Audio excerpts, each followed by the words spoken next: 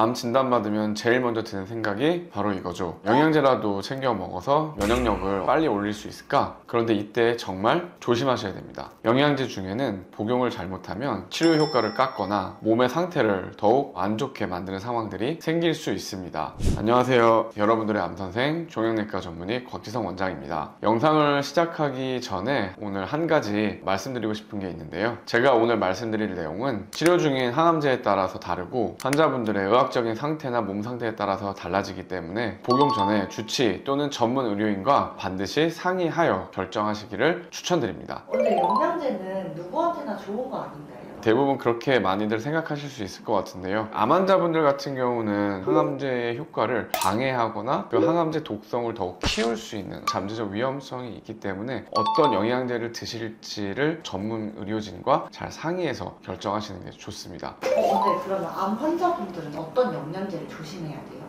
암 환자이기 때문에 이건 피해야 된다 저건 피해야 된다 딱 정해져 있는 건 없는데 그 환자분들마다 받고 계신 그 항암 치료의 종류가 다 다르고 어떤 분들은 뭐 만성 B형 간염 때문에 간 수치가 좀 올라가 있을 수도 있고 또는 어떤 분들은 콩팥 기능이 만성 신부전으로 인해서 좀 낮아져 있는 경우도 계실 거고 그러면 처해 있는 의학적 상태 그런 것들에 맞춰서 영양제 복용도 조금은 전략적으로 접근할 필요가 있겠습니다. 많은 환자분들께서 여쭤보시는 질문들 중에 상당 부분 차지하는 것 중에 하나가 영양제 관련된 질문들인데요. 뭐 MSM을 먹어도 되는지, 설포라판을 먹어도 되는지, 커큐민 등등등 굉장히 많이 있는데요. 의학적 상태에 따라서 잘못 영양제를 드시게 되면은 오히려 장기의 기능을 악화시킬 수도 있습니다라고 말씀을 드렸었는데 몇 가지 예를 들어서 제가 오늘 좀 설명드리겠습니다. 나이아신이라는 이제 그 영양 성분인데요. 요즘 환자분들께서 진료실에서 굉장히 많이 물어보시는 성분입니다. 물론 이제 뭐 암 치료 과정 중에 있으신 분들한테 도움이 된다라는 연구 결과들은 있지만 너무 과량 복용을 하게 되면은 오히려 간 기능에 있어서 간세포를 좀 손상시킬 수 있는 잠재적 위험성도 좀 같이 가지고 있습니다. 그래서 제가 이제 그 어머님께 권장 용량 선에서 아니면 권장 용량보다는 조금 적게 드셔서 나쁠 건 없을 것 같습니다 라고 이제 설명을 드렸는데 그 나이아신의 그 효능과 효과를 너무 빨리 보고 싶으신 나머지 권장 용량보다 많이 드셨던 거예요. 혈액 검사를 이제 제가 주기적으로 검사를 하는데 간 수치가 갑자기 이제 올라가 있는 겁니다. 어머님이 자백을 하셨죠. 원장님, 제가 사실은 영양제를 욕심을 부려서 많이 먹었습니다 라고 이야기를 하시더라고요. 그래서 일단은 그 영양제는 당분간 중단하시고 간 수치의 그 해독을 좀 시켜주는 약을 처방을 할 테니 다음 주에 다시 한번 간 수치를 보겠습니다. 이제 그렇게 해서 간 수치가 또 정상이 돼야 다음번 항암 치료를 하실 때 지장이 없을 거거든요. 이런 것처럼 너무 과하게 되면은 안 하는 이만 못한 결과를 많이 초래하는 것 같습니다. 환자분들이 복용을 원하시는 이제 많은 영양제들이 권장 용량이라는 것들이 있는데 그 권장 용량이란 거는 건강한 사람, 기저질환이 없는 분들을 기준으로 했다는 것을 정확하게 알아주시고 자의적으로 해석해서 영양제를 복용하시는 것은 절대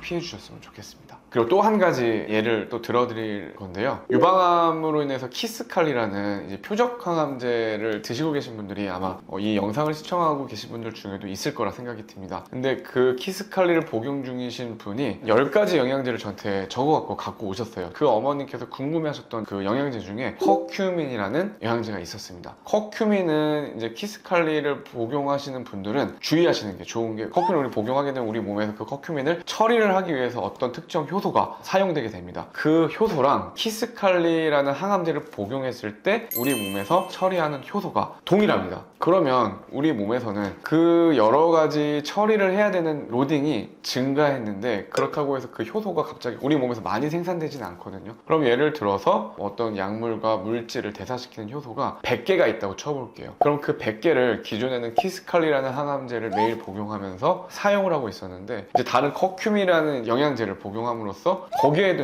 또 사용이 돼야 돼요. 그러면 키스칼리의 독성이 증가할 위험성도 있고 키스칼리의 효과가 떨어뜨릴 그런 위험성도 있습니다. 그래서 일반적으로 그냥 권장 용량 내지는 그거보다 조금 적게 드시는 것 때문에 그 효소가 너무 막 과부하가 걸리진 않습니다. 그래서 제가 그분께는 커큐민은 굳이 안 드시거나 권장 용량보다 조금 적게 드실 것을 권유드립니다. 이렇게 제가 말씀을 드렸었습니다. 그 다음에 또 많이 물어보시는 부분 중에 하나는 고용량 비타민C인데요. 소변 검사상으로나 아니면 과거력상 신장 결석이나 요로 결석 그런 소견이 있는 분들 특히나 옥살산 칼슘이라는 그런 성분들이 검출된 분들 같은 경우는 고용량 비타민C는 조금 피해 주시는 게 오히려 좋을 것 같은데요. 왜 그러냐면 콩팥 기능을 더욱 손상시킨다거나 콩팥 쪽에 석회화를 유발해서 우리가 받고 있는 항암 치료의 과정을 방해를 할 수 있는 그런 위험성을 같이 가지고 있기 때문에 보조적으로 우리가 도움을 받으려고 하는 건데 주로 치료하는 과정을 방해한다면 안 하는 이만 못한 결과를 초래할 수 있겠죠. 그리고 또 마지막으로 제가 강조드리고 싶은 부분 중에 하나는 간 독성이나 신장 독성을 가지고 있는 항암제들이 많이 있는데요. 혹시 이제 녹즙이나 고농도로 추출한 그런 그 허브 추출물들을 드시려고 이제 하시는 분들 이제 계실 것 같은데, 이것도 마찬가지로 허용량 수준에서 하루 한 잔 정도 드시는 거는 우리 몸에 나쁘진 않겠지만은 간 독성이나 신장 독성을 가지고 있는 항암제를 투여받고 있는 계신 분들이라면은 이런 부분도 조심해서 드시는 게 좋겠고, 정 드시고 싶으면 전문가와 상의해서 드시는 게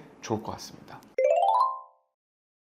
오늘은 이제 많은 분들이 궁금해하시는 영양제에 대해서 좀 말씀드렸는데요. 영양제에 접근할 때 우리가 어떤 부분들을 주의해서 접근해야 되는지 좀 말씀을 드렸습니다. 내가 받고 있는 항암제가 어떤 장기에 좀 무리가 될 수 있는지, 내가 먹고 싶어하는 영양제가 어떤 부작용을 가지고 있고 과량 복용했을 때는 어떤 위험성을 초래할 수 있는지, 세 번째로는 반드시 이런 것들을 결정함에 있어서 자의적으로 판단하기보다는 전문 의료진과 상의해서 결정하셨으면 좋겠습니다. 그래서 혹시나 이제 이 영상을 보시는 분들 중에 어떤 것들을 좀 먹으면 좋을지, 아니면 내가 이런 것들을 먹어도 될지 너무나 이제 궁금해서 어디 물어볼 데도 없다 그러신 분들이 계시다면은 저희 병원에 혹시 이제 도움을 요청해 주시면 진료를 통해서 또 도움 드릴 수도 있을 것 같습니다. 이상 여러분과 함께하는 암선생 곽지성 원장이었습니다. 감사합니다.